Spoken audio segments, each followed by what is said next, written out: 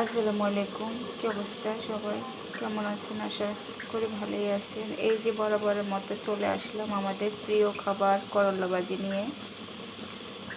আসলে এটা আমার বাসায় মাশাআল্লাহ মাশাআল্লাহ অনেক ভালো, সবাই পছন্দ করে। এটা আমার কাছে অনেক ভালো লাগে। বিশেষ করে আমি আর আমার হাজব্যান্ড বেশি পছন্দ করি, বাচ্চারা একটু কমে খায়। আমরা দুজনে মাশাআল্লাহ এটা দিয়ে ভাত খেতে অনেক ভালো লাগে। আর করলা ভাজিটা আসলে অনেক মজা।